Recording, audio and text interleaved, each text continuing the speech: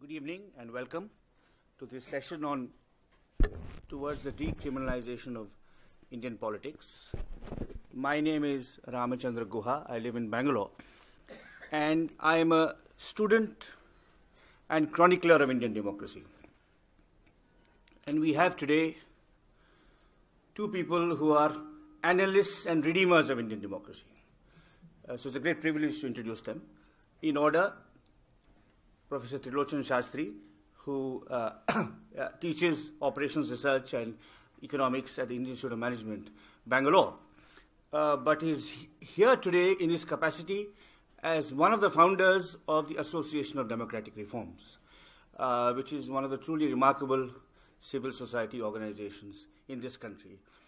And it is so remarkable that his achievements appear on the front page of the newspapers regularly without the name of ADR ever appearing on that front page, because they do not believe in promoting themselves, but in promoting the work they do.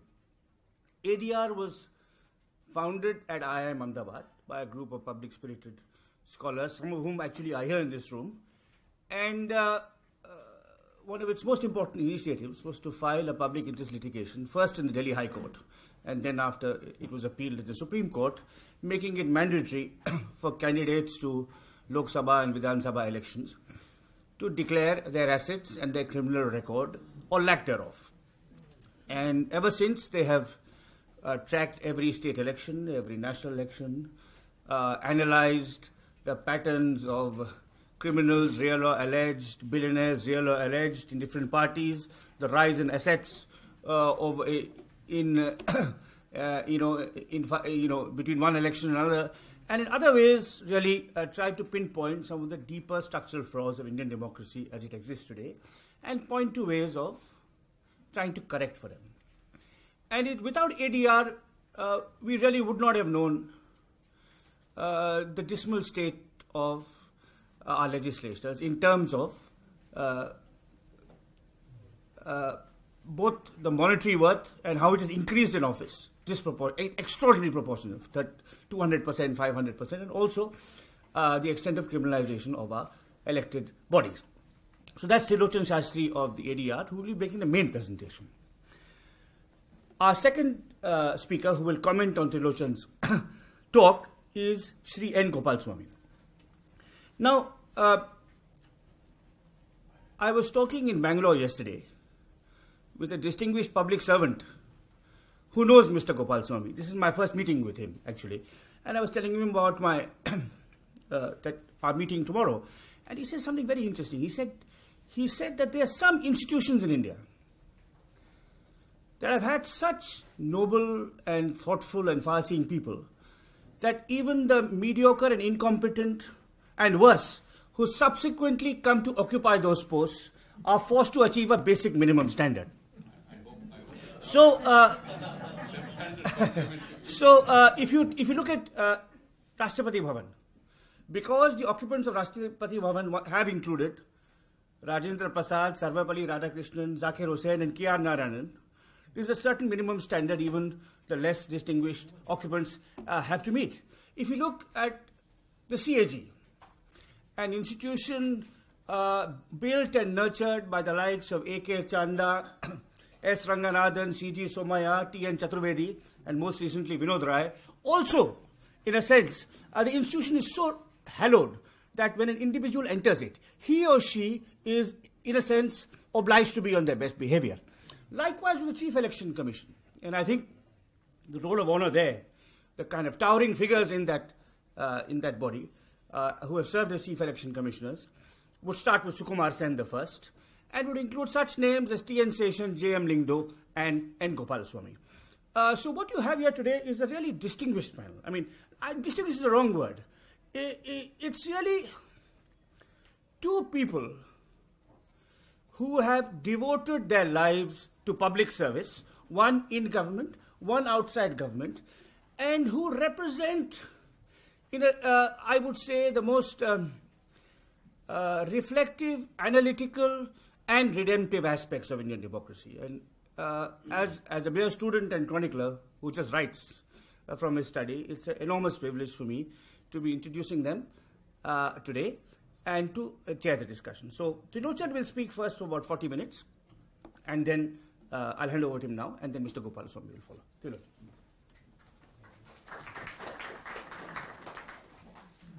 Thank you for that rather kind introduction. It's a privilege and an honor to be here, and one is always nervous speaking to such a distinguished audience. There is a paper which has been circulated, and you can read it at leisure, but let me speak a little bit more spontaneously, if I may. What we plan to discuss are basically three issues. One is what is the state of affairs today regarding politics, but more specifically regarding the nature of candidates and elected representatives that we have in our country. The second issue we will try to discuss is, if the situation is the way it is, why are we in this situation? And we'll try to trace the reasons why we have arrived at this particular juncture today. And finally, one will stick one's neck out and try to propose some solutions or ways forward. So these are the three things that we're going to talk about. As Ram mentioned, this talk is based on the last 14 years of work. It is not academic work, it is more field and activist kind of work. And some of the people who initiated this work along with some of us are also sitting in this audience. I'll just mention a few of them. Professor Jagdeep Chokar, my good friend Ajit Ranade, very eminent lawyer from Delhi, Kamini Jaiswal, and my good friend Sunil Honda, etc. Quite a few of us, we got together to initiate this work, and over the years several young and idealistic people have joined this work. Some of them are again sitting here, and as we have been plodding along steadily over the last 14 years, we have realized that the problem of improving elections, democracy, and trying to decriminalize Indian politics is perhaps a little beyond a small organization like ours. And that's one of the reasons why we decided that we should speak to such a distinguished audience to seek your guidance and perhaps, who knows, seek a little bit of help and advice as well. So when we start talking about why are we in this situation, I'll first talk about events that started unfolding maybe 30, 40 years ago. And there is a certain hypothesis one has. You know, when a tsunami hits Nagapattinam, its origins lie 5,000 kilometers away, 6 miles below the ocean, somewhere off the coast of Japan. And when that earthquake below the bottom of the ocean takes place, nobody knows it. It's only when the tsunami hits us that we see that something has happened. Are we in the middle of that tsunami? We will see as we discuss. But where do the origins of it lie? We see that there is criminalization, there is money power, there is scam after scam going on. So where do the origins of it lie? I do not know, but this is our analysis. After independence, the major ruling party was the Congress, and it more or less had sway for many, many years. But there was a dissatisfaction, as is likely in any democracy, and more people and parties started joining politics. And some of you who are senior to me, I can see some of you in the audience, you will recall that back by the mid-70s, the use of muscle men to fight elections started entering Indian politics, which meant that intimidating voters, capturing booths, stuffing ballot boxes, and then consequent violence started happening. And once this happened, there was a very perceptive statement by a leading politician who said that very soon the Muslims realized that why should I fight elections on behalf of somebody else? Why not I join politics myself? So more and more of these people started entering politics. And somewhere along the way, the dissatisfaction with the state of politics not only increased but continues to increase. It led to a massive proliferation of political parties. To put some concrete numbers on this, in the recent 2009 Lok Sabha elections, 392 political parties contested the elections.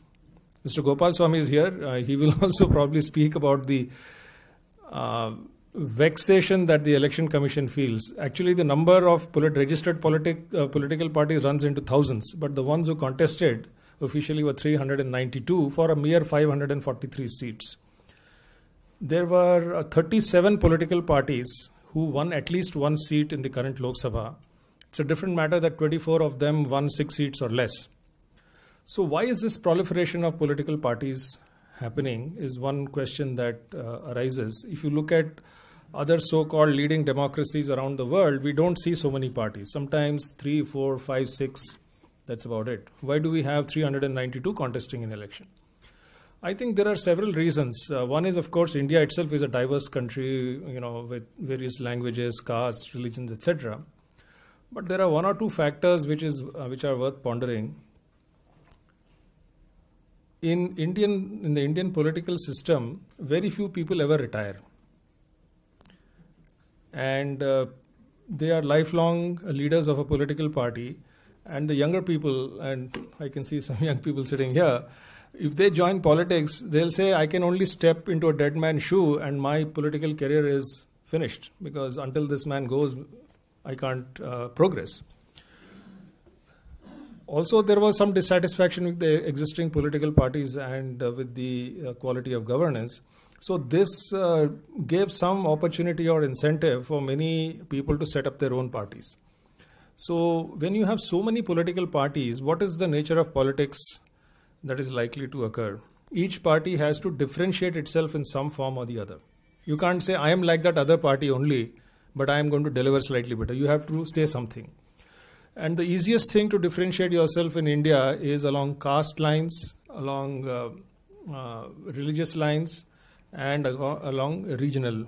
I belong to Telangana, I belong to Darjeeling, I belong to Bundelkhand, and of course various castes and so on, and many religions as well. So there is a blatant appeal to a very, very narrow voter identity, and you can see that playing out in politics.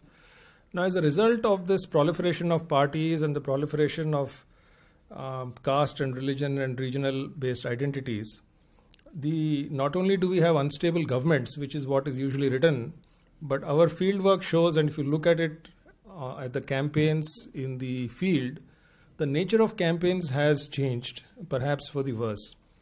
They are more shrill, they are less gentlemanly. The language and the speeches used are actually hate speeches sometimes.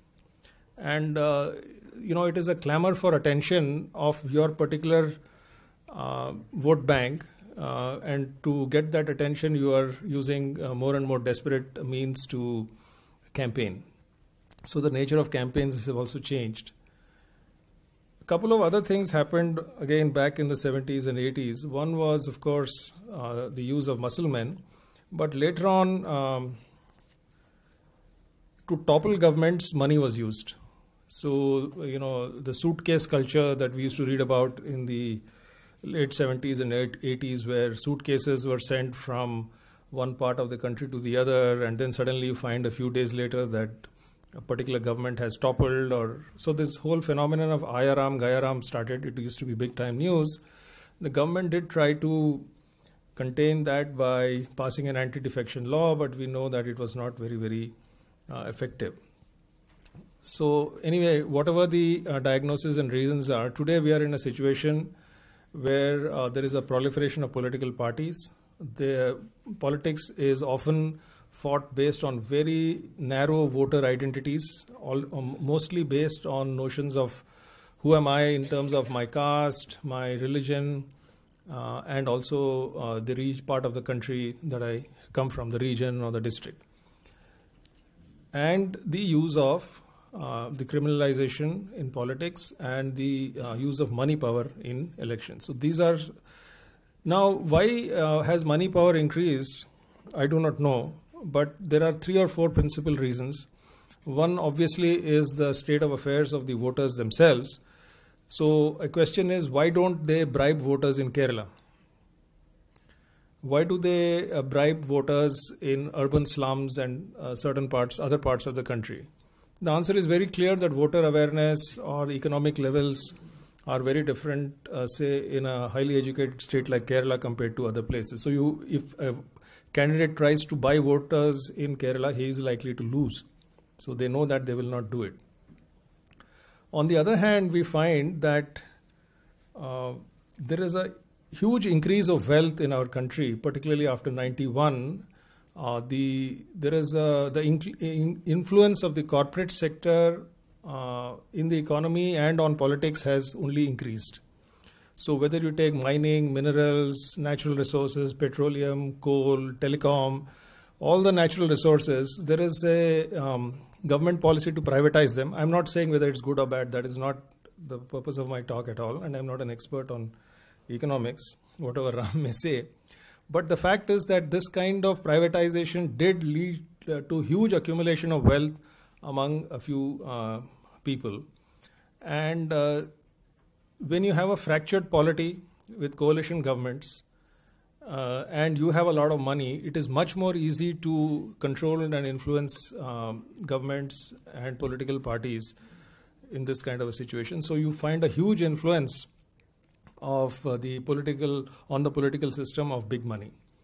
A very senior IAS officer who used to work with at least 2 or 3 prime ministers, he put it very succinctly. He says there was a time when money used to woo power, but today power is wooing money, and we can see it all over the place. We find cabinet ministers being changed at the behest of corporates. We find all sorts of things out there in the public domain. So this is where we are, and I've tried to trace very briefly some of the reasons for it. I do not know whether I've done a good job. But let me move on to where are we today as a nation in terms of the quality of politicians that we have. The paper has lots of details. I'm not going to read out all the details, but I would certainly highlight some of the issues. The first one, of course, is what is this data that we are talking about? We spent a month or two to analyze over 62,000 candidate records that we have collected assiduously since 2004.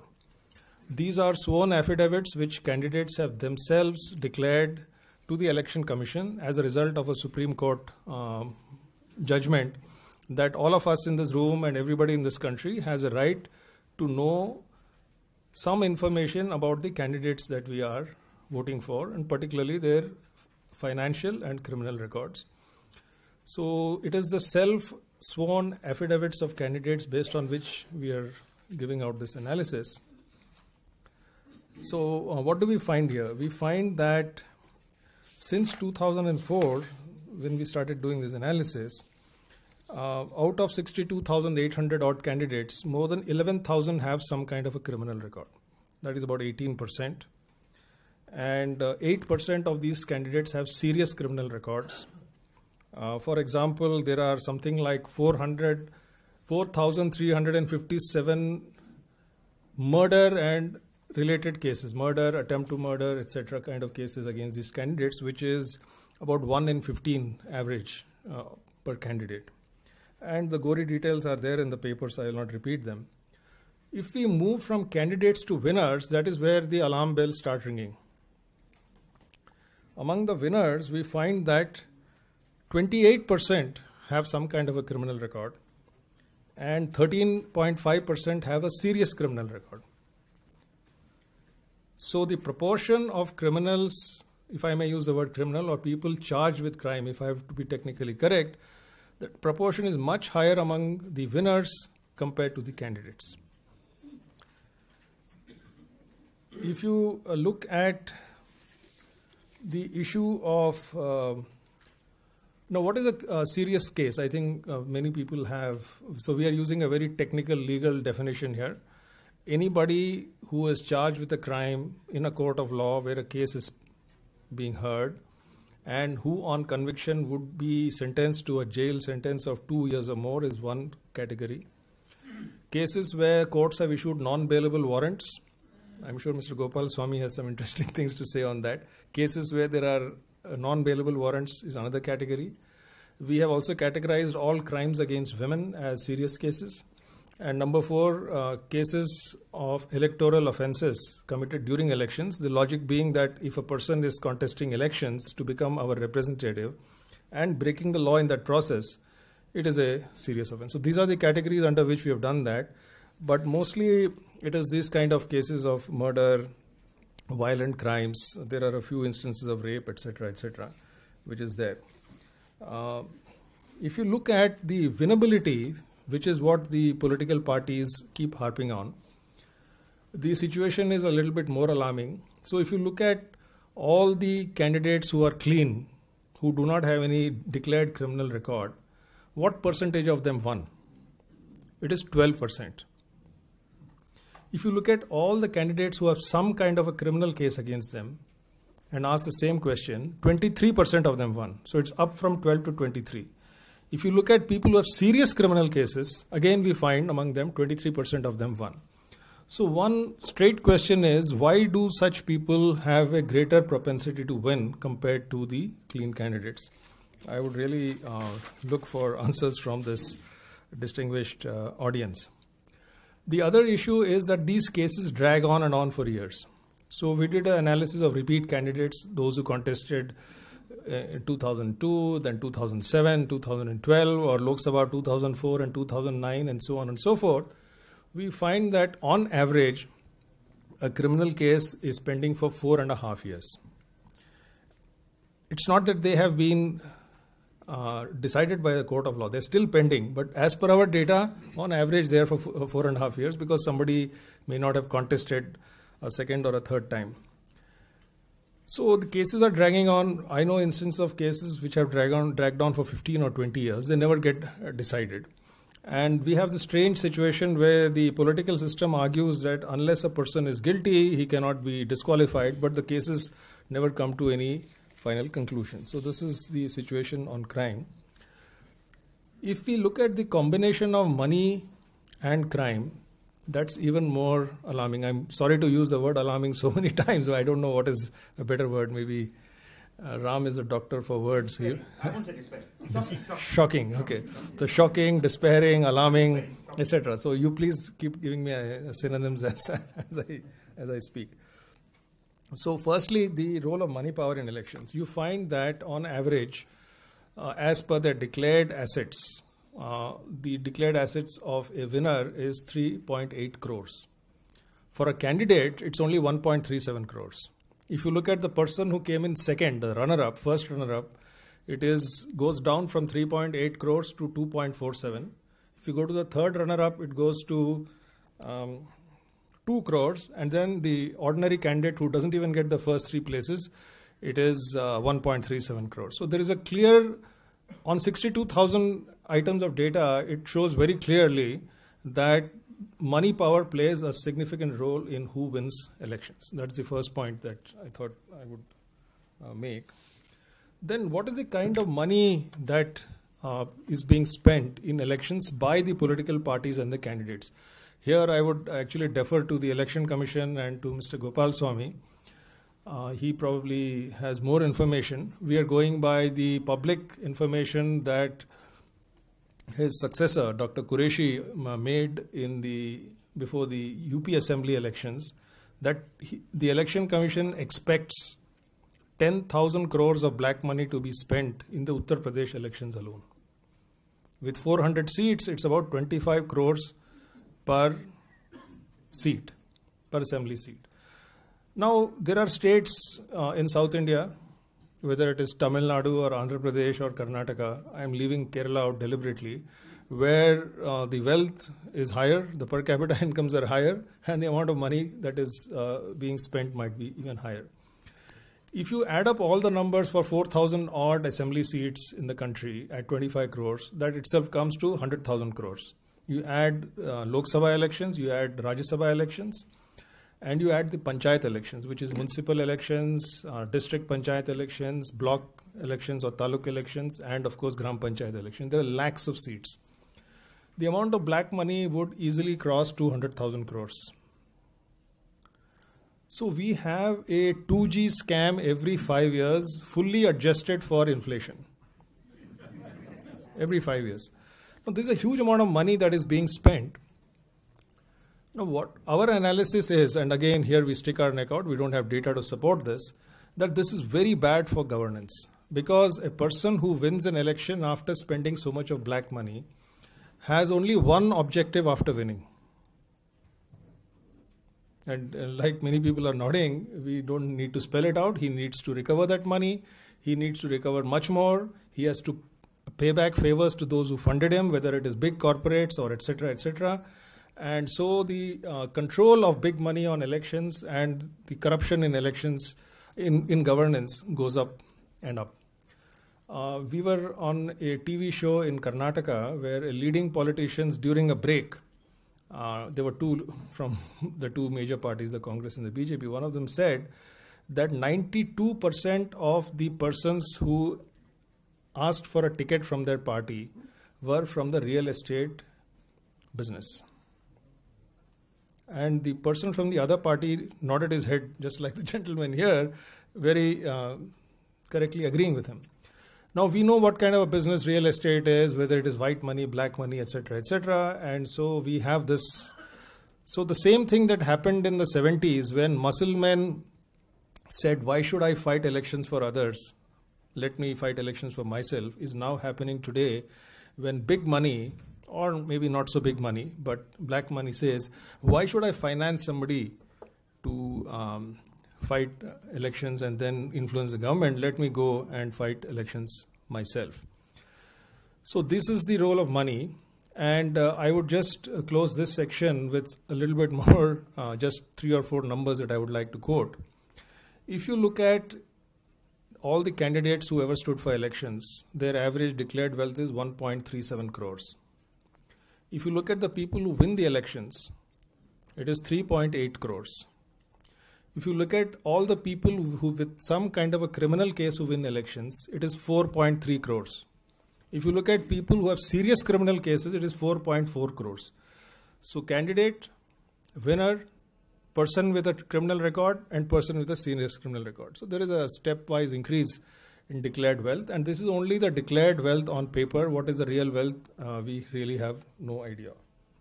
So this is where we are in terms of the nature of the elected representatives. Very brief thing on the growth of assets. As Ram said, our analysis shows that year on year, their declared assets are increasing by 50 lakhs. I wish I was a politician. I would also like to have a little bit more money than I currently have. And they're handsomely beating inflation. So the growth of assets is very, very surprising. We have asked the Supreme Court itself and, of course, filed petitions with the Income Tax Department that they should scrutinize. If any one of us sells a flat in Delhi, a modest flat, it may be more than 1 crore, and you declare it on paper, then you will be immediately under income tax scrutiny. So we asked how many of these politicians who have shown such abnormal increase in wealth have come under income tax scrutiny. The only reply we got is that as per our policy, we have followed all the guidelines and everything is in order. So let's see how that plays out.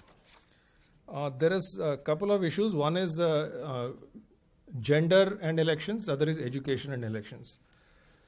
I think the ladies would be happy to note that the level of criminalization is far lower among women. There is simply no comparison at all. You find that if among the women, among the men it was 30%, among women it's about 5 or 6% who have got criminal records. The details are there in your in the note that we have circulated. And even among the serious criminal cases, women have a much lower percentage of serious criminal cases. Maybe it makes a case for greater representation of women in politics. The other intriguing thing is education. One would have expected that more educated people would have cleaner and better records, but the data is unfortunately, what is the right word? Not alarming, but despairing or something like that. Disturbing. Well, it's a little bit more than disturbing. So if you look at the people who are, we have categorized the candidates into two, candidates and winners. One is people who have got at least a college degree or more, medical, engineering, PhD, post-graduation, etc. And those whose educational qualifications are high school or below. So we again find that people who have got graduate degrees or more, there is a higher percentage of people with criminal records and a higher percentage of people with serious criminal records. Their wealth, declared wealth, is also higher. Not only that, their ability to win, that means a greater proportion of people with graduate degrees actually end up winning elections. There's nothing more dangerous than a well-educated, intelligent person who has the wrong intentions. Sometimes it's better to have a different kind of a mix. So this fond hope that educated people alone will save this nation, the data so far doesn't seem to show that. I'm not against education personally. I think we need education. We need the whole country to be educated. But what kind of educated people and so on is a separate kind of a question. So I will not bore you with more statistics. So this is a very brief overview of an analysis of 62,000 odd records of every candidate who ever stood for elections, whether Lok Sabha or state assembly elections from 2004 till today practically. So the implications of this are not very difficult to spell out. I think everybody knows that. The major implication obviously is we get bad governance. We have corruption and we get bad governance. And I would like to pose a very simple, straightforward question. Even if, as the Lok Sabha shows that only 76 out of 543 have a serious criminal case. I don't know whether I should say only 14%. And 162, some 30% have some criminal case. So you can say the majority of them on paper are clean, untainted representatives. But there is a conspiracy of silence. If I find my fellow representative sitting next to me in Lok Sabha has got such a case, I do not bother, I don't do anything about it.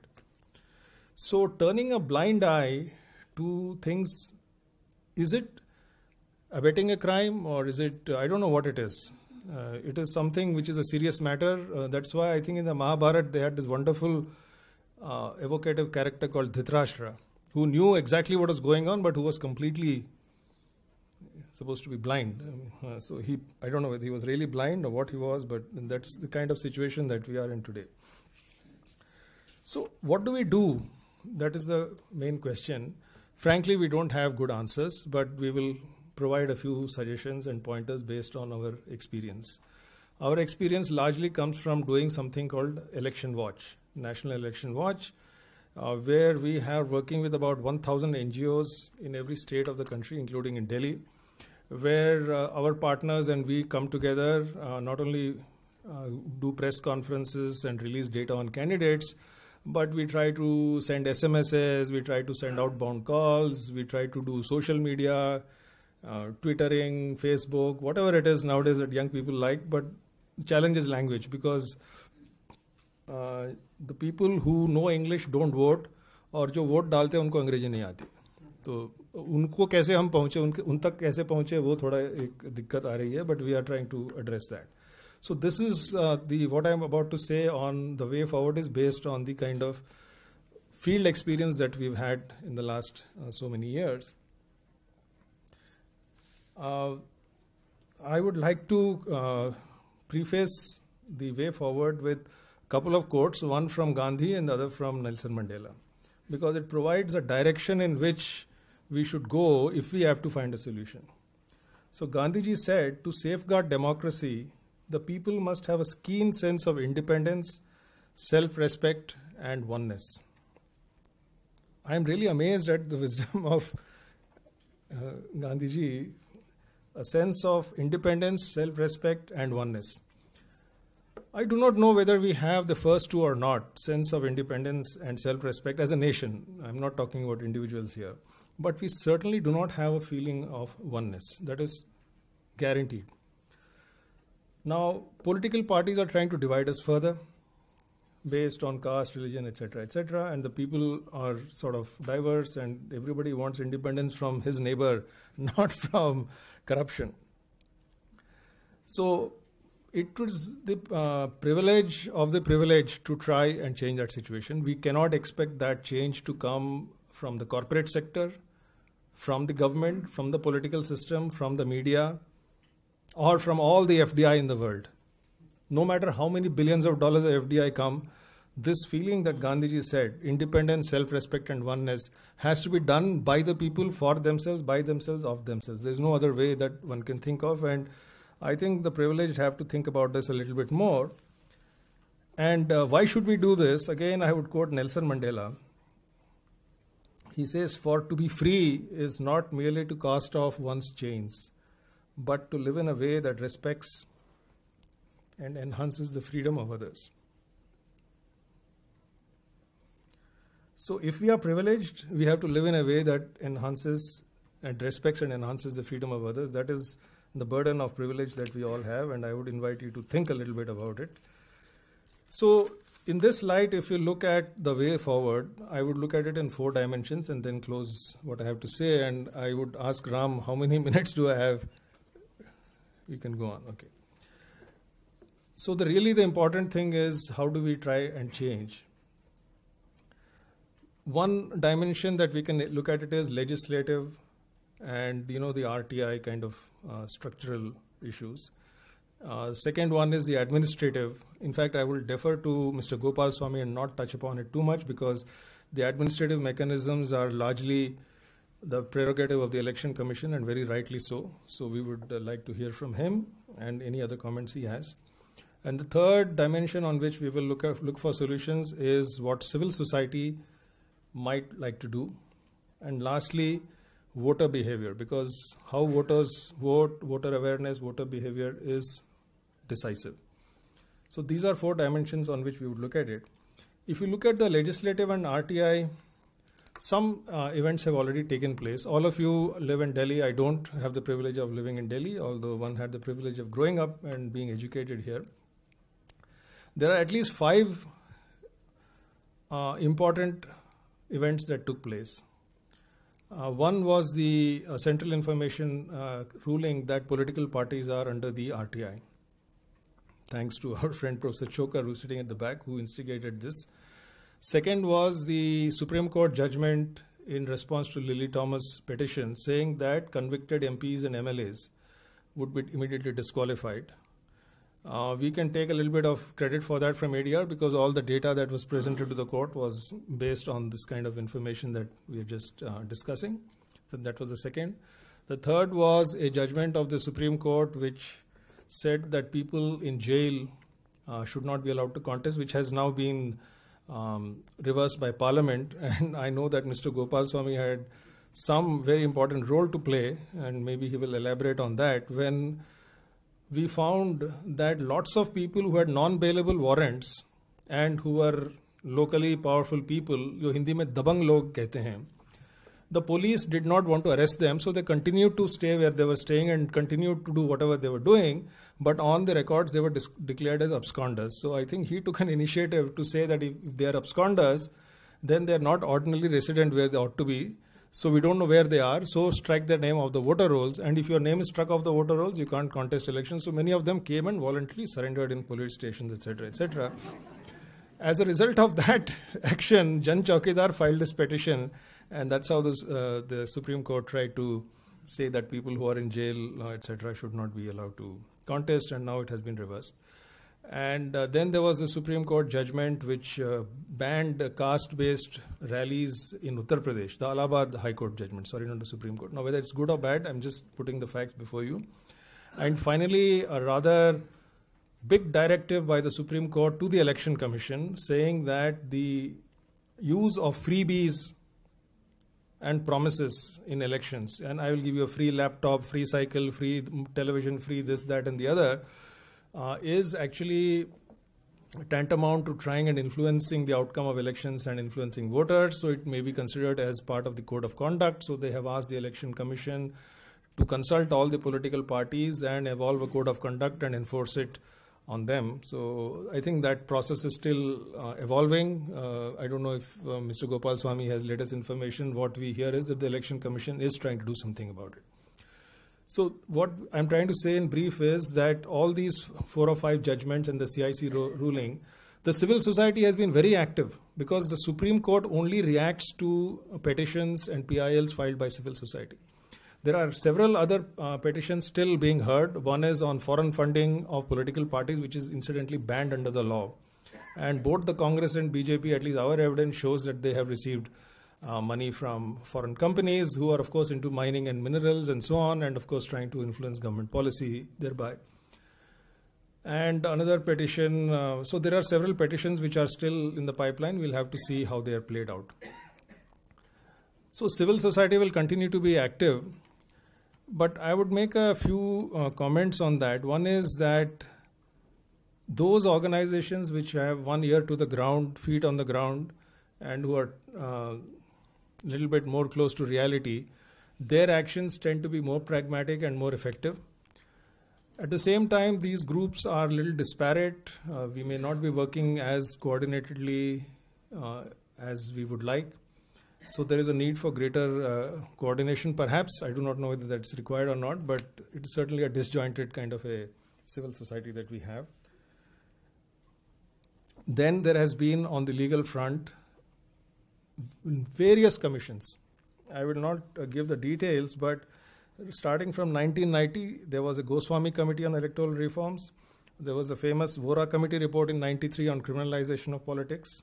The Indrajit Gupta Committee on State Funding in 98, the Law Commission report on electoral laws in 1999, the National Commission to review the working of the Constitution in 2001, the Election Commission's proposed electoral reforms in 2004, and the Second Administrative Reforms Commission in 2008. I would stick my neck out and say all these reports are excellent. They have excellent recommendations. There is no dearth of wisdom that is there in that, and if the government wanted to act, they could have acted. What have they done? They have appointed yet another law commission recently to go into the issue of electoral reform. So there is enough material to take action if you want to. I think the prodding will have to come by the courts and by the civil society. Some of the more, there are hundreds of suggestions that we get, and of course the Commission must be also getting on how to improve elections. I will not repeat them because there's not enough time, and if I repeat only 3 or 4 of them, then they will say, why not that suggestion, why not this suggestion, and so on. But there is one which we find very, very commonly repeated in every part of the country, and that is voters saying the right to reject. I'm not talking about the right to recall, but the right to reject, which basically seems the EVM should have a button saying, I vote for none of the above. But that is still being debated. There have been more radical suggestions on improvement, and again, I will just talk about 3 of them. One is to change the British first past the post system that we have, where winner take all. And in a fractured polity, we find that as a proportion of the registered voters, the average number of votes that an elected MP gets or got in 2009 was 25%. As a proportion of the votes cast, it is 44%. About 167 MPs, which is a fairly large number, got less than 30% of the votes in a particular constituency. That's natural in a So the question really arises that how representative is Parliament? If you do a different kind of math, which I just did a couple of days ago, and look at the members of the ruling coalition, current UPA coalition, and say, if I add up all the votes of the people who have been elected and who are part of this ruling coalition, what is that number of votes as a proportion of the total number of votes cast in the Lok Sabha election? 19%. It's slightly unfair calculation because it leaves out all the votes of the losing candidates of these parties. But if you just look at the people sitting in Parliament who are representing us and who are in the ruling coalition, they have got 19% of the total votes cast in the Lok Sabha. So how representative they are is a matter for concern. Therefore, to correct this, the various commissions that I referred to have given 3 types of suggestions. One is to move to a German or European style proportional representative system. The second is to move to a French-style runoff election if none of the candidates get 50% or more of the votes cast. Their logic being that you can't be a people's representative unless you get 50% of the votes. And the third is a US presidential-style government where we don't have parliament, but you have a president and an executive, which the pros and cons of this have been debated at length in these reports, so I'm not going to repeat them. But for your consideration, what are the problems they're trying to correct? So one is the quality of representation within a constituency. How representative is my MP? The French system tries to correct that and say, unless this person has got at least 50% of the vote, he or she is not a proper representative, so the French system tries to correct that. The second thing is how representative is the political party. Running out of time. Oh, okay. I'll be done in that. Yeah. So he's given me another 7 minutes, so I think we'll be done. Thank you. See, what does the proportional representative system try to correct? It corrects for the fact that a political party should get seats in proportion to the votes. To give you an example, in the 2008 Karnataka elections, the BJP won the election, but BJP got less votes than the Congress. And the BJP got 110 seats and the Congress got some 80 seats. That's because one of the parties, the Congress, had votes thinly spread all over the state and they came in number 2 many, many times, whereas the BJP had concentrated votes largely in urban areas, and so wherever they won decisively, and in other areas they were nowhere. So the proportional representative system tries to correct for that, and they say that in some formula and in some proportion to the votes a political party gets, they will get seats. This is followed in 21 out of 28 states, countries in Europe. And some of these commissions have recommended that as well. And what is the thing that the presidential system, the US style, it is the agony or angst of many of us that the government is not functioning, it is not decisive, and if we have a strong central presidential system, decisions will take place and things will move. So these are the three kind of suggestions.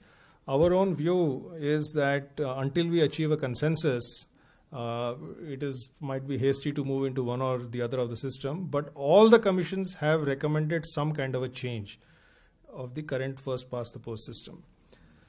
And some of the more wiser and elderly politicians, including the National Commission to Review the Working, have said that the great need of this nation is unity or oneness, like Gandhiji said. And we need to promote a political system or an electoral system that will be conducive to bringing about that unity and oneness. And they have therefore recommended the French system of 50%, because I cannot go and campaign and give galis to one community or one religion, because even if I come in number 2, I have to get that 50% vote second time. So the nature of campaigns, etc., will change, and people will start looking at the issue that I am a representative of the people, not a representative of this section of the people. So that is what Mr. Krishnakant, Mr. Venkatraman, who was the President of India, and the Justice Venkatachalaya Commission and some other grey heads, if I may say, they have recommended that. Of course, there are differences of opinion on this. The other way forward on the legislative is a bill to regulate the functioning of political parties. Civil society has drafted such a bill. It is being circulated. We will be happy to send a copy to anybody who is interested. Please leave your contacts with us. We are saying that the system can only improve if political parties improve. And if you look at various ills that plague the system, we have just picked on 2 issues: the issue of transparency in financial and other matters of political parties, which is now being played out in the RTI and the amendment that they are trying to bring, and inner party democracy. No other country except Germany has passed a constitutional amendment, and it says very clearly a party that is internally autocratic cannot be expected to function democratically if voted to power, and therefore the party must be democratic. And what are those elements of democracy they have laid down? So that is also part of this draft bill. We have been trying to push it, but if you have influence, if you have suggestions, if you know how to press some lever here and there and get this thing done, please do let us know. So these are some of the legislative kind of changes. If you go beyond legislation and legal remedies, there are administrative measures, and as I said, I would defer to Mr. Gopalaswami and not refer to that. But there's only one plea we have with the Election Commission on administration. If you look at the list of corrupt practices in elections, in the Representation of People Act, there is a long list of corrupt practices. It's there on the website, you can see it. The first corrupt practice is bribing of voters. On the one hand, we have the Chief Election Commissioner publicly stating that 10,000 crores of black money would be spent. But not one election has been countermanded. And we always find some legal way of saying that this cannot be done, but that cannot be done. I think we need a broader and more liberal interpretation of the powers of the Election Commission. And it is high time, if this ill of black money is plaguing our system, the Commission should use its powers and do something about it. So, about civil society, I've also said, the last point I would like to make is about voter awareness. See, if voters stop taking bribes or stop voting for tainted candidates, we should not even be here in this room discussing all this. So how do we make that happen? Now, India is such a peculiar country. In some ways, yes, but not in every way. In the 19th century in New York, voters were being paid $30 to induce them to vote. Well, we are a little 200 years after 19th century, and we should not be waiting for another 200 years to change the system. But the point I'm making is that this has happened in other democracies. So what do we need to do is a vexing question. We want to launch a campaign which basically says, Mera vote, mera desh, let us not sell our vote. And we don't have the money to run this campaign, but there is a glimmer of hope. And when I see young people like you sitting here, we feel more encouraged, because not only do we have 900 million plus mobile phones in this country, we have 125 million internet users growing, we have 80 million Facebook users growing, and technology is improving, and we want to use social media, etc., SMS, outbound calls, celebrity endorsements to try and reach as many voters as possible in this campaign at far less expense than it would take to get onto radio and TV, etc., which we just simply can't afford. But the Election Commission's voter awareness campaigns have largely been confined to please register your name and please go out and vote. And from Dr. Abdul Kalam downwards, various people have been, and I think it's a good thing to do.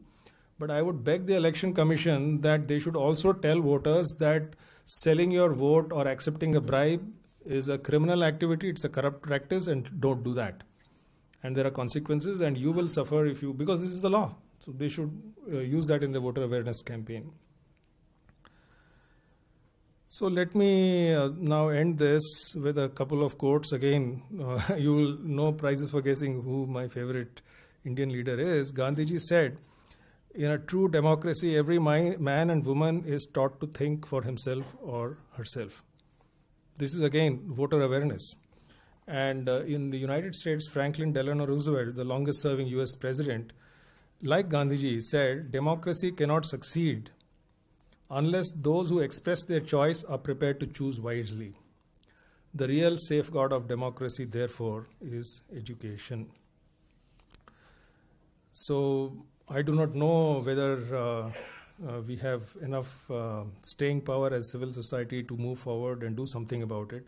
But there is a strange constellation of events, if I may say, which happens once in a while. And one wonders whether we are here today at that, with the Supreme Court giving a slew of judgments on one side and the Parliament trying to react and oppose them at the other side, and there are some more judgments in the anvil. And voter awareness or citizen awareness, thanks to even Lokpal and several other movements, being very, very high. So whether are we at that critical juncture, where Shakespeare said there's a tide in the affairs of men which taken at the flood leads to fortune. Are we at that critical tide? Are we witnessing such a tide? I do not know. But if we act together, maybe we will it will lead us all to some kind of a fortune. And in India, we cannot end a discussion, or at least end a talk like this. The discussion will continue without saying something about our. So I'll quote Dr. Sarvepalli Radhakrishnan and end with that. Democracy is a faith in the spiritual possibilities, not of a privileged few, but of every human being. So let us hope that we get that kind of democracy. Thank you.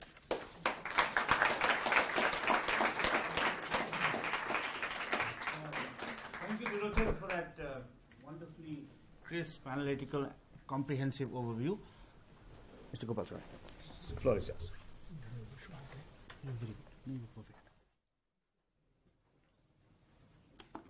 Good evening to all, and I must say I'm extremely privileged to be here speaking to you on the issues related to decriminalization of politics. But then, despite the fact that our chair is very optimistic, I have to say some things which are not very optimistic. We always call ourselves, ad nauseum, that we are biggest democracy in the world. And the largest number, yes. Are we the best democracy? I doubt. Last week, I was in Male, and we were witnessing the elections in Maldives. There are issues on which it's comparable to any other democracy. Money being given and so on and so forth. But at the ground level, what I saw is remarkable thing. 88.5% voting. One. Second, the transparency was astounding.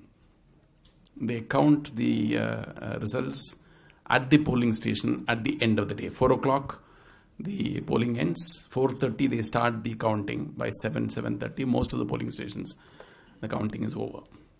Every ballot paper is shown to the representative sitting in front, saying that I'm marking for X, Y, Z, goes into the... Not one single word of dispute, even when some wrong marking, it was marked but put in the wrong box. The person who was the chief, mind you, a very large number of polling stations, they had between 7 and 10 officials. A very, very large number of them were women. Excepting the chief, who was an official, from either the local body or the government, etc. All the others are volunteers. They're paid reasonably well. All others are volunteers. They did a fantastic job in the whole day. They're very computer savvy. So the entire electoral roll is on a computer. You enter, within a few minutes, you can cast your vote and go away. Counting was such a wonderful thing to see. I keep wondering, if we show the ballot papers in front of our representatives here, I don't know whether it will be there after the next minute. It can be snatched away. And there were 2 mistakes. In one case, it was marked to 2, but it was in a box 4. In another case, it was marked to 3, it was in box number 1. Nobody raised his voice. Nobody said, you're trying to cheat. They all accepted, yes, mistakes can happen. Put it in the right box. A wonderful experience. I don't know when it will come to us. Because I keep looking back at what I used to feel very proud about the 2005 and 2005 Bihar election, 2007 UP election. There was not one single case of violence. But at what cost?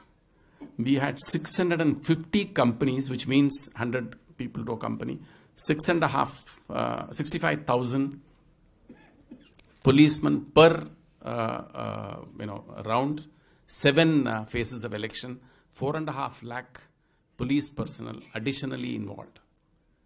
Democracy is secured at the point of a gun, which is the antithesis of democracy.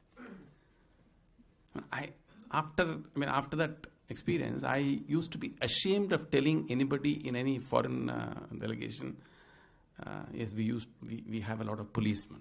And they will look at askance at you, saying that policemen guarding polling booths and then you conduct an election, call yourself a democracy, for them it will be a laughing matter. In Australia, there is a compulsory voting.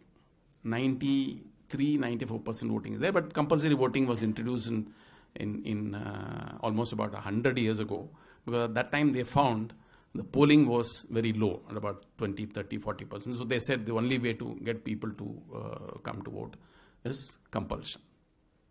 But today, you need not compel anybody. Everybody comes and votes. And there are exceptions, and you can always get yourself excused if you are unable to come. So are we really a mature democracy? I don't know. Then I'll recall to you this talk about money in elections.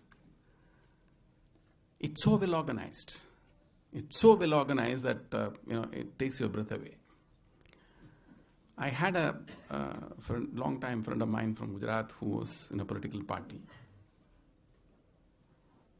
And he had just left it. In 2008, he had just left the party because a couple of people to whom he recommended tickets were not given tickets. So he dropped into my office saying that I'm starting a new party and I've given my application. I just talked to him that what is the problem?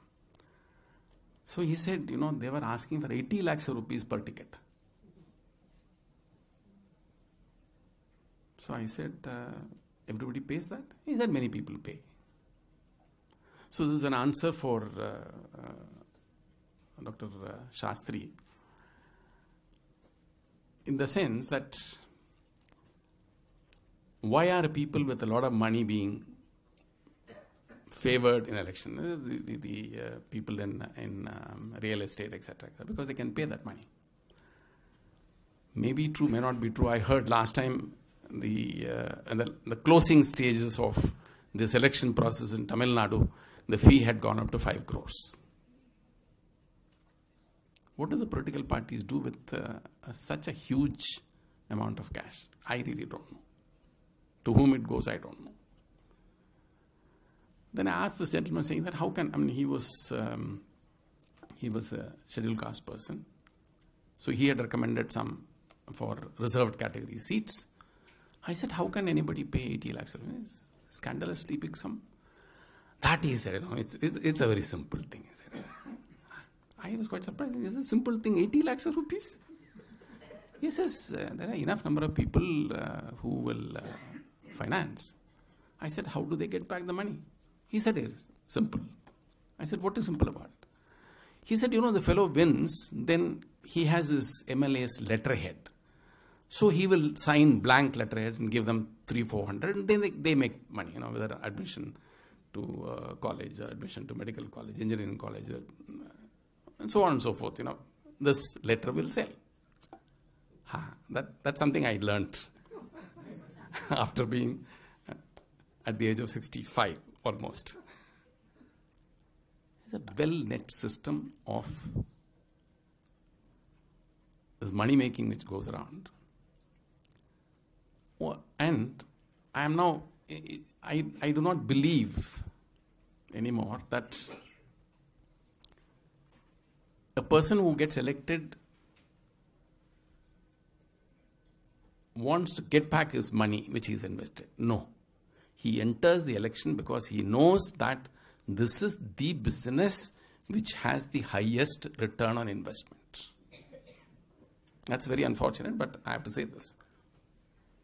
And Dr. Sastry's figures will prove how the person's assets increase in every 5 years. And there was one case in Karnataka. The person's assets between 2 elections went up by 3,000%. That was the extreme. But the average was somewhere around 500 and 600%. So things are not very... And then let's talk about the political parties. Political parties are against electoral reforms, right? No, wrong. They are for those reforms which affect... if some decision of the court affects them, then they will immediately get that reform passed. You can have it. If they want to do, they can do it in a jiffy. But they don't want to do it because they know that it's not in their interests. So it's a very difficult task now to get these reforms. I mean, he mentioned various commissions, committees. We have a joke in the civil service. When do you form a committee? If you can't commit yourself, committee yourself. So you can keep on. In fact, he missed one of the in-between activities. One of the ministers 2 years ago had a discussion paper and went for consultation meetings in 7 different places in the country. Of course, he has an excuse. He got transferred after the 7th was over, and so he could legitimately say that I wanted to do something I couldn't do because I was evicted from there. But all those issues were issues which had already been commented upon, recommended, etc., etc. There was nothing new in them.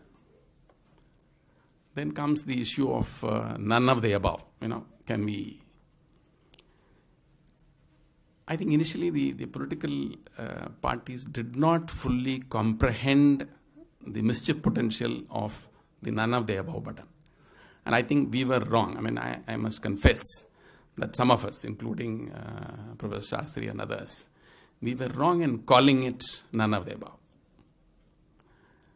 The idea was very simple. It didn't have the idea of trying to say that we don't choose anybody. No.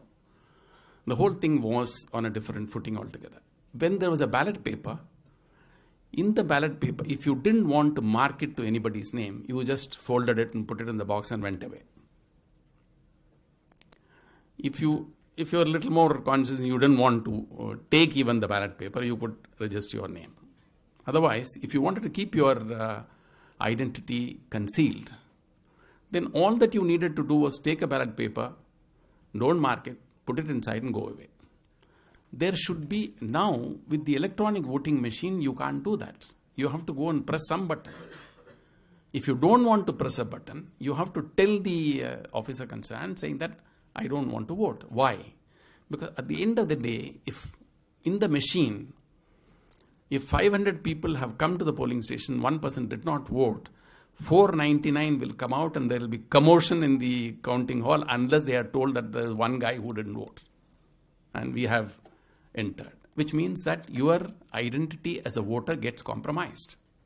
Therefore, the proposal was initially that there should be an equivalent of the non-marked ballot paper on the machine. So you keep an extra button. The fellow who doesn't want to vote anybody just presses that button. But then, we got too enthusiastic about it and then went and told everybody saying that, look, I mean, this is a chance for you to say that you don't like any of these guys and therefore you're not voting for anybody. That really opened our eyes, because in the Supreme Court, when the matter was discussed, the judges almost were agreeing, saying that this must be done. And that's when the government lawyer immediately intervened to say, when he found that there was the court is likely to pass an order of this kind, he said, my lord, you will have to now consider whether discussions have gone on for days. Now he says, you have to decide the maintainability of this particular application. It's coming at the end, not at the beginning. Now he says, the right to vote is not a fundamental right. It's a statutory right. And therefore, under Article 32, nobody can come to you with a petition. So you throw out the petition as non-maintainable. At the end of almost at the end of the discussion. Then the court decided the way it had to decide. It said, all right, now we will first decide whether the right to vote is a fundamental right, and therefore, under Article 32, this particular petition is maintainable, or it's a statutory vote and this petition is not maintainable. And that is and it will be a constitutional issue. A constitutional bench has to be constituted, and that's a question mark. Because I don't think for many years any constitutional issues have been decided. That's what I was told. In fact, in this recent decision of 2-judge bench, when they decided an issue of Section 8.4, not being being ultra-virus of the Constitution, many voices went up to say that how can two-judge bench decide constitutionality of a section? It should be decided by a bigger bench, and therefore so on and so forth. So immediately after these 4 or 5 judgments which decisions which Dr. Sastry quoted, you found 2 of them nullified. One on the RTI, one on those inside the prison. I mean, those who are arrested cannot become electors. On the other issue, they have gone, for pro forma's sake, they have gone asking for a review. That is Article 8.4. But it's only a matter of time. If they find a adverse verdict in that decision, the constitutional amendment will be there. And I am quite sure, constitutional amendment, for that, all parties will come together. So, one. Then, our experience in, Dr. Sastry did mention about trying to educate the voters. I differ. I beg to differ. The voters are well educated. There is no need to educate them at all. They know where their interest lies. I am taking a case in Tamil Nadu. 2011, some of us got together and said, we must try and go and canvass, because in Tamil Nadu there is a lot of money being given, etc. So, wanted to canvass, saying that don't take money. Get yourself registered as a voter if you're not there. And then go around telling everybody, saying not to take money. Many of the people whom we had called for meetings, etc., they said, we have tried, but, people are asking, saying that, why are you against our taking money? And the logic was absolutely devastating. That will tell you that they have their very perfect, absolutely. They said, it's a money looted from us. It's coming back to us. Why are you coming in the way? You have no answer. Some places where people are given 500 rupees, the people started asking, saying that you looted 1,76,000 crores and you can palm me off with 500 rupees? What is this? Give us more. Towards the end, the last votes, the price keeps going up. Almost about 5,000 rupees per vote. And despite all this, they said, only a very small part of that loot has been shared with us. So they think it is their money. And seeing this trend, one of the politicians in Tamil Nadu went about saying he should have been booked first, which the Election Commission didn't do. He went about saying that if people are giving money, take it, but vote the way you want. That I must tell you, they voted the way they wanted. Because there was a change in the government. Okay? So, I don't think we can go about educating the public. They are very well aware. There used to be an old Hindi song, "Ye public hai sab janti hai." So they do know. Only thing is, value system wise, we may think of something and they may think of something else. And there was also a story where in one village, they had distributed money. They had not distributed money, the DMK men supposedly. They did not distribute money to a few houses whom they knew were not DMK people. They were sympathizers with the other party. They were called and sent. So why are you not giving money to us? You are asking everybody to vote for you and giving money. You can also do the same thing with us. Ask us to vote for you and give us the money. So this is, I am not very sure whether you can educate. So what is the answer? It's really a sad state of affairs that where do you start? But in all this, what is the starting point? Starting point, to my mind, is corruption. The enormous discretion. So unless we tackle the corruption part of it, and the first step in the correction part of it is what RTI is doing. Can all of us do more and more RTI? More and more. And can we persuade, can we at least ensure that things come out more openly? It may not solve the issue. But to my mind, that is one which has the biggest potential to do something positive. Because unless there is openness in governance, transparency in governance. We get to know so that people don't make money out of decisions which are made at the government level and elsewhere. There is no way we can really tackle money in elections. True, I mean, now it's getting to be more sophisticated, the freebies. I am quite sure the next elections you will not find money being distributed. They will always announce what all you will get. Now in Tamil Nadu you can get a fan, you can get a goat, you can get a laptop. You can get a laptop. Of course, rice and a few other things are free or at minimum price. They're trying to find out what else can be given free. So it will now be officially given bribe. And from the state exchequer, white money, not anymore black money. So we can be very happy that it be the white money, the taxpayers' money which will be spent. Yeah, cash transfer.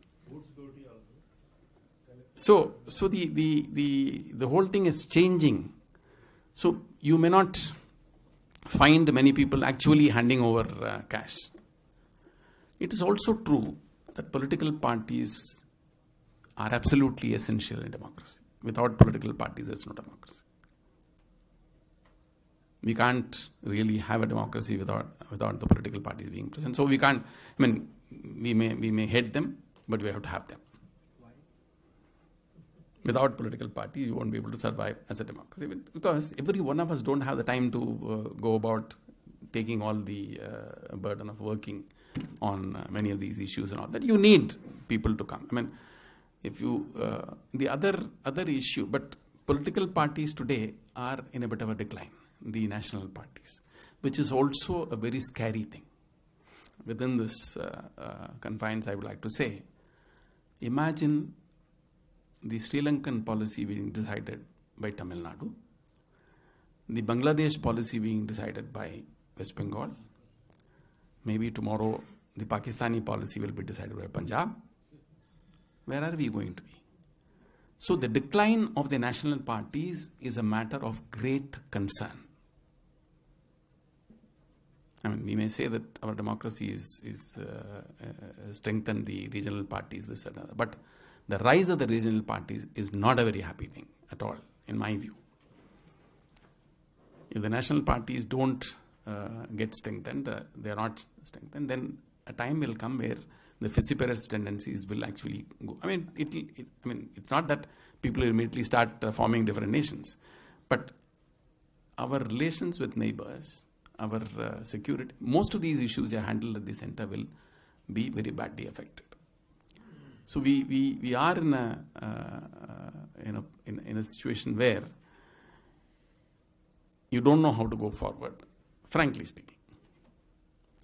What the commission can do, I mean, there was despite all our efforts, I can assure you that we could not actually catch hold of somebody who was actually distributing money, because they don't distribute it openly.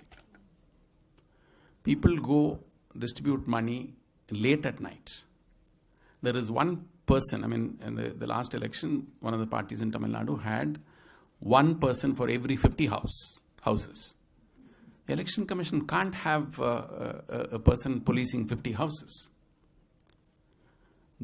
Despite this, the election commission found nearly 50 odd crores of unaccounted money.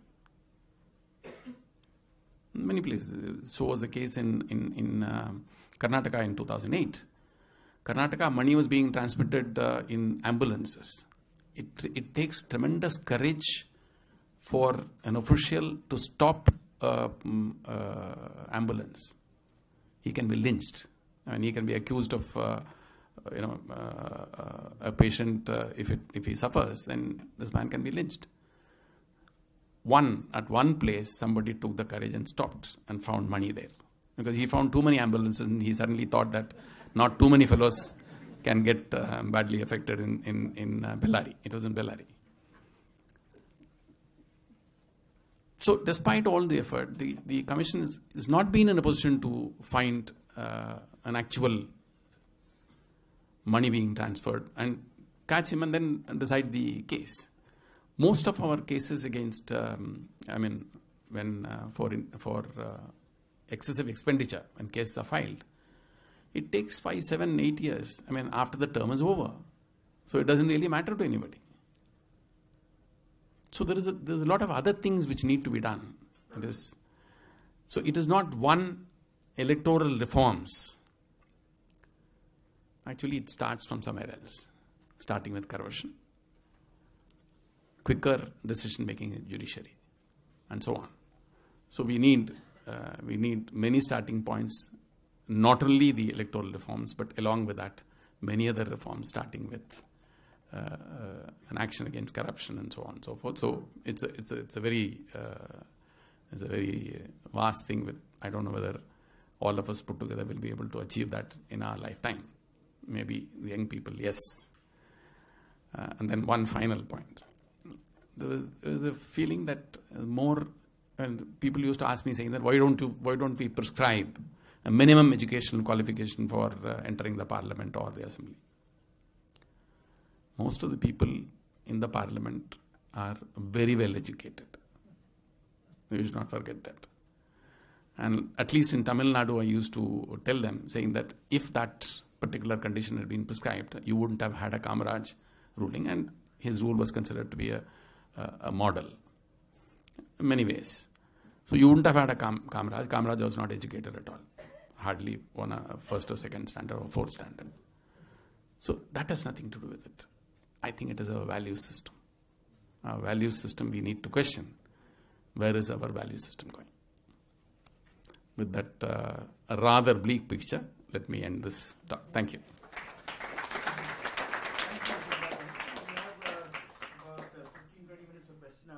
Questions. I want to say a few things right at the end. I'll take only 2 or 3 minutes at the end.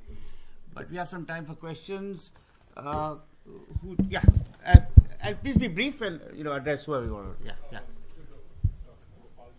Yeah. Why do you assume that you need political parties? My simple point is, a political candidate is conflicted between representing the people and representing his political boss. I don't need. Thank you. And representing his political boss. So between the two, if you have a political party, there's always a conflict of interest. So as an election commission, you can use that as a way. Why do you say don't put so much spend of money? You put a limit on it so that there's an equal playing field. Yeah. That question is fine. Yeah. Afterwards? Or? Okay. Okay. Go ahead. Yeah. Okay. Look, how do you organize yourself? So in order to take the representation of people, the people you represent, in order to get things done, you need an organization. You need an organization which is as a political party, as a group of people, whether you call it a political party otherwise.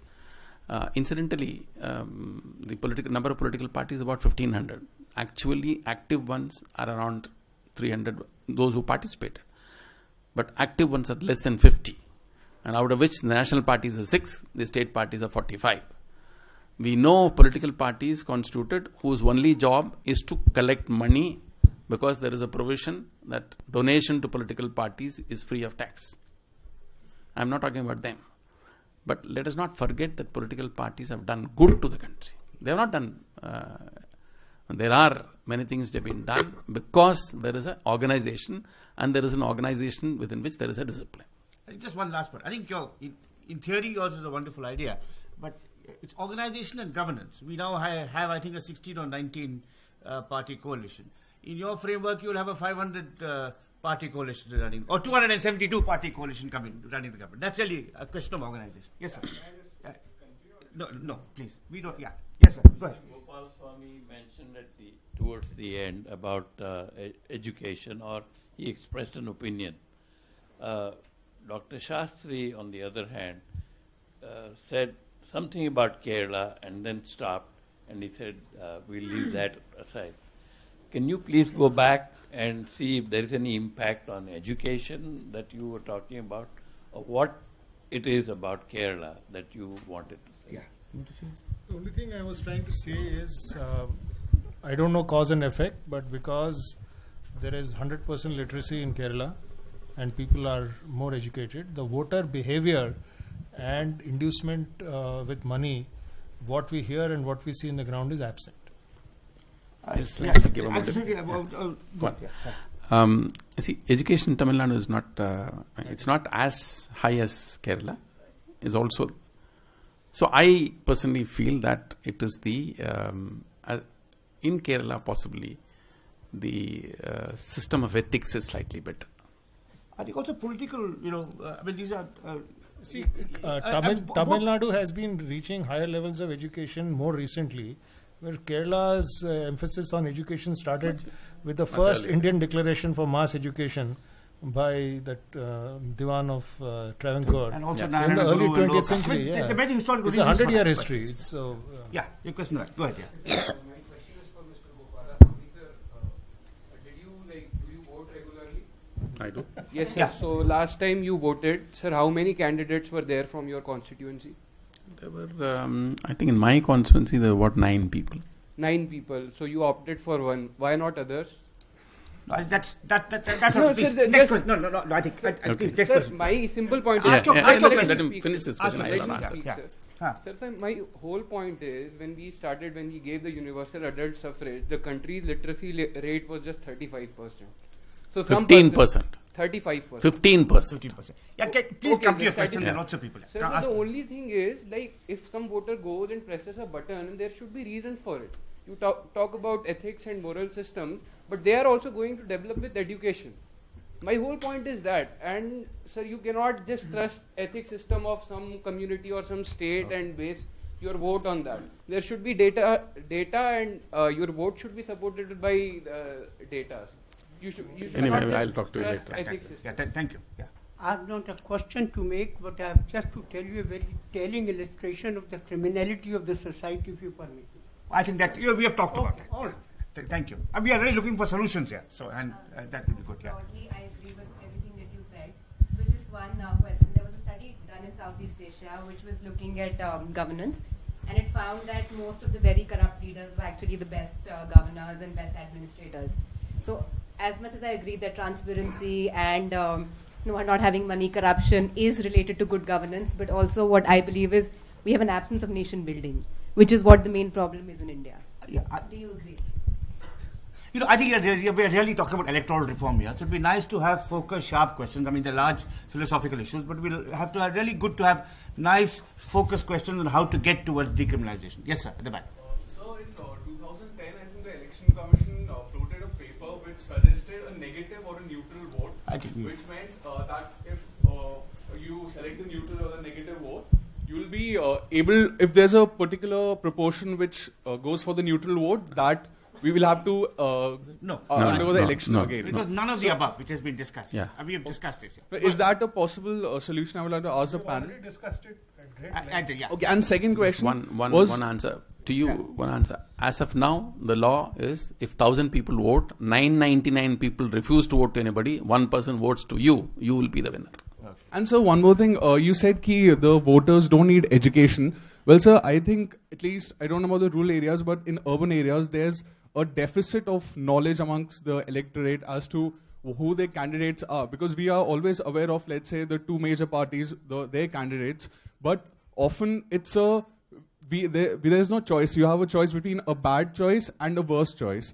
So because the other less affluent candidates, we are unaware about them. So I believe that organizations like ADR and all, the work they're involved in, the awareness and all, it has to be carried out in a more the awareness part of it, voter awareness part of it, what I mentioned is that if you go about telling voters saying that don't take money and all that stuff, it's not going to go anywhere. But I think that's an important question. But beyond you want to say something about that? Beyond the 2 main parties saying... See, in voter awareness, the most important issue is, you're talking from your personal point of view, and I respect that. We're talking about people who are being induced by money. We have to establish a psychological link in the minds of so-called ordinary voters that corrupt electoral practices leads to bad governance. If I vote for a person who's bribing me, this person is going to fleece me later on. That psychological connection has not yet been fully made. So voters are very aware, but it's the cleverness of the crow or the cleverness of the crow which eats shit, if I may use the word. It is not the wisdom of a informed citizen. That link, that if I vote for bad people, I am going to get bad governance. That psychological link we have to build in voter awareness. And that's a massive effort. It will take decades to do that. Behind it, just a minute. My question is for, first of all, I have an observation. Like Mr. Gopalaswami. Please, a question. I'll come to that. 6 people waiting, so please come to your question. Okay, the question is that all this while we have been discussing about direct democracy. What about people like Rajiv Chandrasekhar and Rajkumar Doot who get the lateral into the Rajya Sabha? Corporate thing. Yeah, that's a very good question. You want to say something on that? See, the Rajya Sabha system has been, in my opinion, largely misused. It was supposed to be of elder statesmen who will guide and advise the Lok Sabha. But that is not the way. If somebody is not able to win the Lok Sabha, he gets into Rajya Sabha. And the people in the Election Commission off the record have told us that the price per Rajya Sabha seat is much higher than the price per Lok Sabha seat. So this is a problem. That is a serious issue. I mean, especially because... No, absolutely. That's a very... And of course, many states used to have a upper chamber. Some have abolished it. But I think you've raised a major question. I mean, and I'll add a name to the names you added, Vijay Mallya. If I will be allowed to. Yes, madam. Madam, you had the lady here? Yeah, you had a question. Yeah. I wanted to say that the first speaker had mentioned that I think it was a liberalization that people had started expecting money, cash kind. But it's not true, because it was with the family planning program that people got interested in getting cash in kind because they were being bribed. So now, I want to ask Mr. Gopalaswami that why can't independence play a role by negating this money power? I don't see anybody talking of the independents as standing as candidates. I mean, I would say to Mr. Narendra Modi, if he wants to come to the nation as in the center, he should fight as an independent candidate and see how he's doing. See, the last elections, last Lok Sabha elections, the average number of candidates per, average per constituency had climbed back to around 12 or 13. Okay. Many of these independents who are today appointed, today fight an election, is for a different reason altogether. It's because he can stand down and collect some money. Because he can get some of those, he has a number of people inside the polling station whom he can nominate. All this goes to a major party fellow. The major party person conceals part of his expenditure through these independents. So the independents have no independence at all. There were 3,000 candidates, independent candidates in the last Lok Sabha. Out of 7,800, more than 3,000 were independent and only 9 of them won. The chances of an independent winning today are abysmally low. Yeah, the young man there. I agree with both of your arguments broadly, but I was just worried about the judicial activism bit, because it seems this organization sort of sympathizes with the argument that the judiciary should intervene more effectively and in a way more arbitrarily. So, but my concern is that may itself corrupt the judiciary more, because its separation of power has been compromised in the process. And as a liberal, I was wondering, isn't that the problem? More discretionary power at different... See, I am afraid that this last decision of the Supreme Court saying that it is judicial activism is not correct at all. They simply interpreted the law to say that Section 8(4) is ultra vires of the Constitution. Where is the judicial activism about it? Nothing. Maybe in the other case where they said they just followed the Patna High Court decision. I personally feel that the distinction between an elector and a voter was missed out there. That's why that particular decision came, and it could be easily corrected. And of course, Parliament has corrected. That's a different issue altogether. I don't think there was any judicial activism to go beyond what the law provides and say something or lay down something which is supposed to bring in usher in reforms in the election scene. I don't think so. One or two things which can be said is, one, of course, the when ADR went to the court, they said you have to publish. I mean, you have to give an affidavit of the assets and liabilities as well as your criminal cases. That definitely was something which was not in the law, which was that one could say is judicial activism. The rest of it is not. Yeah, go ahead.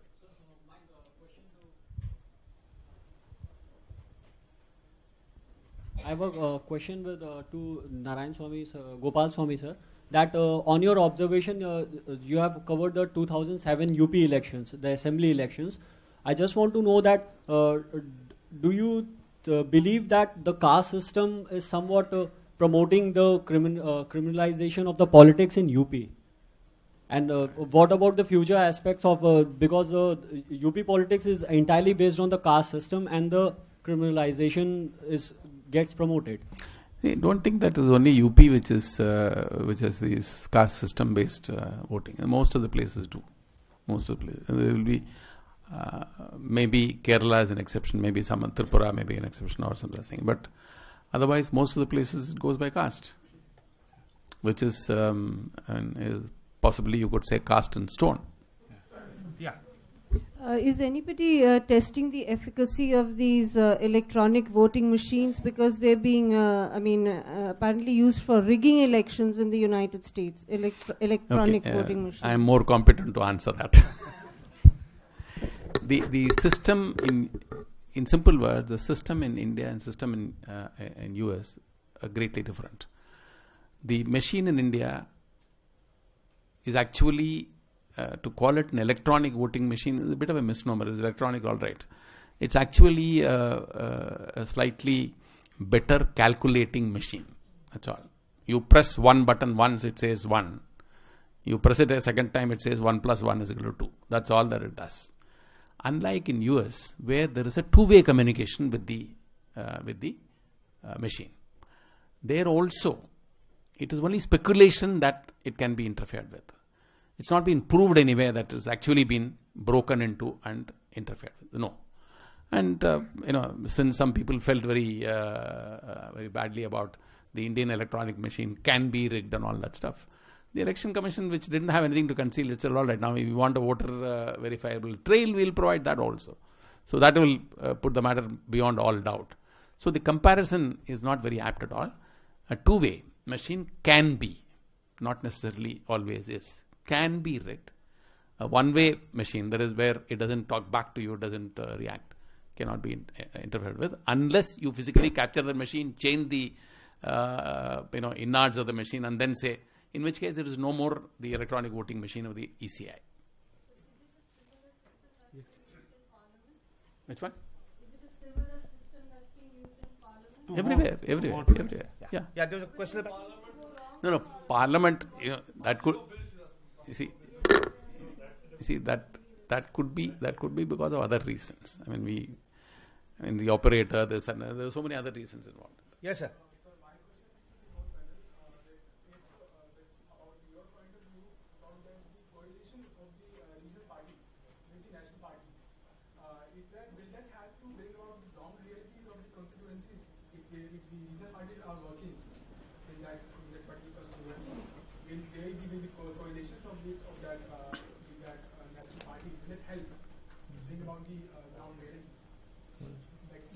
What happened in the UP elections, in the 2011 elections for that Akhilesh Kumar elections, that the National Party wasn't able to win, but then the regional party were able to win at a bigger margin. What I understand from your question is that if the regional parties and national parties form a pre-poll alliance, will it help? See, this is a matter of political strategy, and I would really not like to comment on which party should align with which party. But the point that Mr. Gopalaswami made, that perhaps we have far too many parties today to bring about coherent governance, and if there is some way of reducing that, and you are suggesting one, it's better. One more point I'll add. It's not as though only the regional party can talk about the aspirations of the regional people. No, it's not necessary at all. After all, the member of parliament gets elected. He is a resident there. He gets elected from there. And if he is not able to reflect the aspirations of the people there, what is he for? We are running out of time. My friend is here. I want him to ask. So last three questions. Yeah, go ahead. While we are concerned about the loss of money and corruption in yeah. And a lot of people are, sort of focusing that. But I think nobody is really looking at the Rajya Sabha, the cost-benefit ratio of the Rajya Sabha. If we calculate, I think the loss to the exchequer will be in few lakh crores, and the productivity is nothing. It is. I think we're kind of agreed on largely on that, but we are talking about concrete. I'm a little bit digressing. But Yeah. So is Yeah. there any culpability of political parties if they cannot fulfill their claims, what they have been mentioned in their manifestos? Nothing. You can. The only culpability, you can vote them out. Yeah. That power you have. Yes, sir. Yeah. They try to establish that voters are equally intelligent and they know how to vote. Don't you think P.S. Someone used to say criminalization of parliament is a reflection of the society? So voters are much more corrupt than the... Not that way. Not that way. See, they know who can deliver. This lady had a very important issue. I mean, the very fine point you made about these so-called corrupt and all that stuff they are delivering. It's also a fact. Maybe he is delivering because of his muscle, God knows what. But unfortunately, I mean, I'll just take 1 minute on this. Can we ever ask? I mean, do you think an external affairs minister, MP, can win an election if he goes to a constituency and says, if he asked, what did you do in 5 years? He says that I had excellent relations for India with Iran, therefore you will get petrol for the next 50 years at throwaway prices. I had created excellent relations with USA so that you will get nuclear plants for power, etc. They will say, all right, go and live in Iran or in USA. What about my road? What about my sewage plant? We as voters fail. We as voters fail. Therefore, ultimately, the voter is looking for his comfort because his basic requirement, basic needs are not getting satisfied. So he is going to ask a question to the person saying, all right, now leave aside that. My vegetable prices have shot up. My son is not getting an admission in the school. What are you going to increase?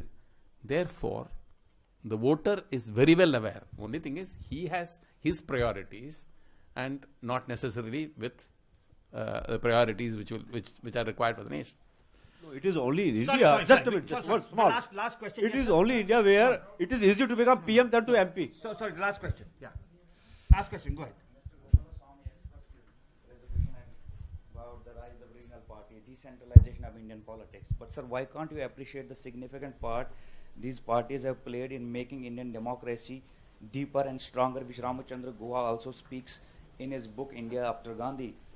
I mean, it's the rise of regional parties. Does it mean that if national parties do well, it is not a case of deepening of democracy? That's not the issue. I mean, it's the rise of regional parties because of which Congress can't be dictatorial anymore. It's the rise of regional parties because of which BJP can't take any. But we also have no governance for many years. Kumar will have to be taken on board, sir.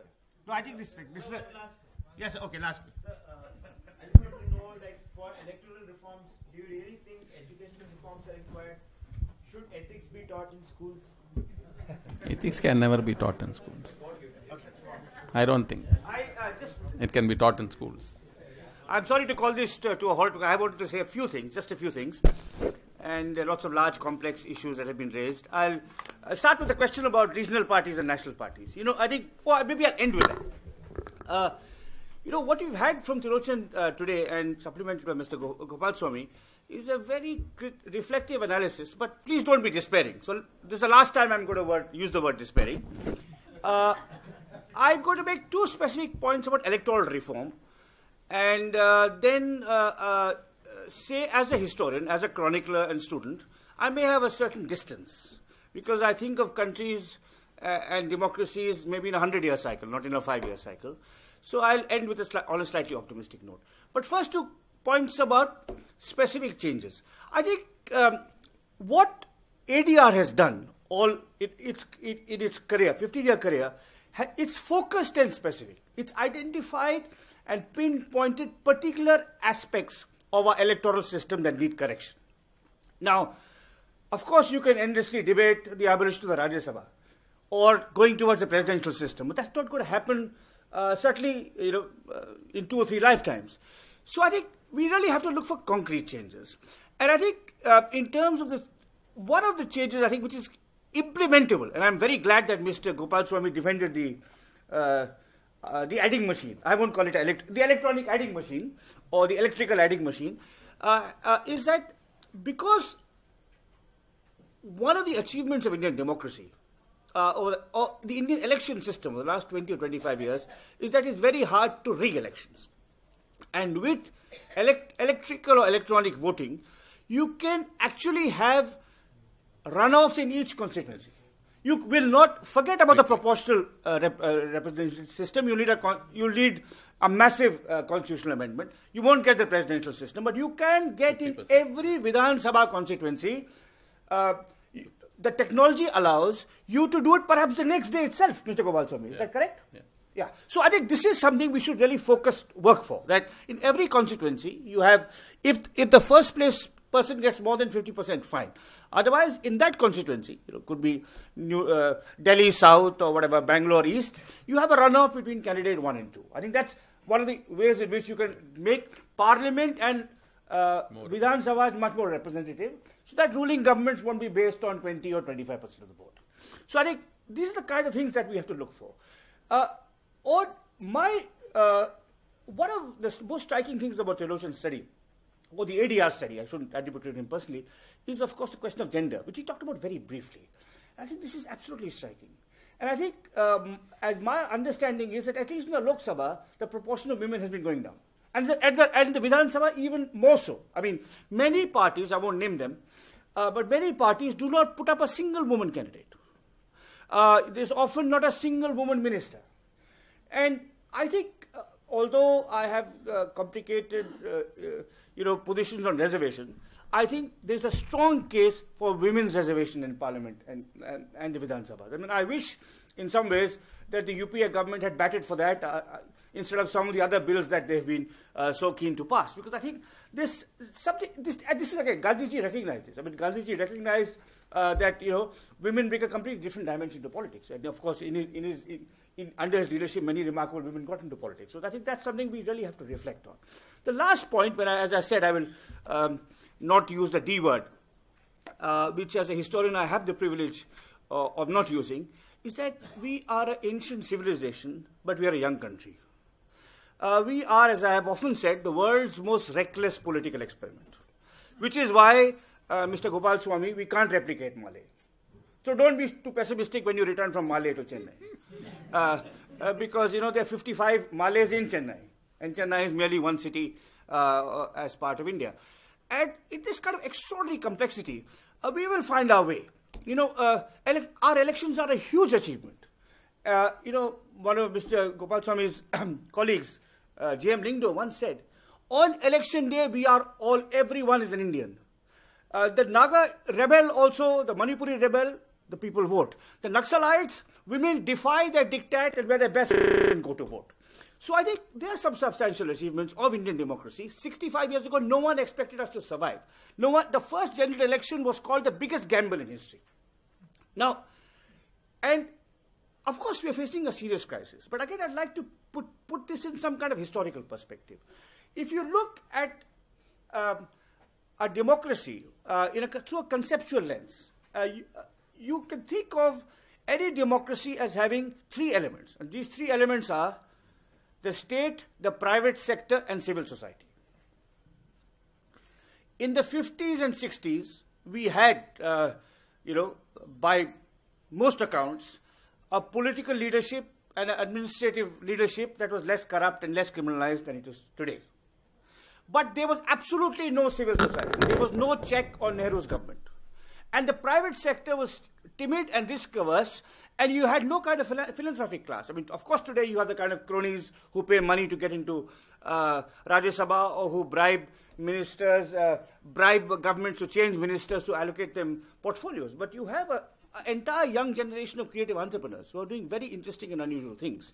And also you have public-spirited people, including some, I'm proud to say, in my hometown, Bangalore, who have given enormously to education, to health, to environmental research, and even, I believe, to the Association of Democratic Reforms. And above all, you have a vigorous civil society. Now, we are young. So in the 50s and 60s, we had a moderately well-functioning state, but a supine and timid and non-existent civil society, and a kind of inward-looking, risk-averse private sector. Today, we have a vigorous, active civil society. We have a kind of a mixed record in the private sector. We have to correct the state. But I think we have to look at this in a kind of long historical perspective. I think that, the young, many of whom are represented in this room, would kind of take some of the ideas that Professor Sastry has thrown forward. I hope all of you go to the ADR website, which is adr.org. ADR India. ADR-India. ADR India. www.adrindia.org, because I think one of the most admirable things about ADR, I mean, there are many admirable things about ADR. I mean, I'm also a student of civil society movements. One is, as I said, they're self-effacing. With some NGOs, they're so obsessed with publicity and getting to television studios and and page 3 and so on. That's the first. They're steady hard workers. But more importantly, I think it's the focused pragmatism. I think Gandhi, and since Trilochan quoted Gandhi several times, I think the pragmatism of Gandhi, the incrementalism, his wonderful phrase, one step at a time. I think that's his, they are not, giving you a utopia. They're not promising you instantaneous change. I mean, that's the job of political leaders and demagogues. It's to, it's not the job of reflective, thoughtful, focused civil society activists. So I think we've been very privileged here today to have, listened to a kind of magisterial summary and synthesis of 15 years of patient hard work by this quite remarkable organization, the Association for Democratic Reforms. And, 15, 30 years later, we will meet, and I think some of the kind of work they've been doing will have already shown its fruits. Thank you very much.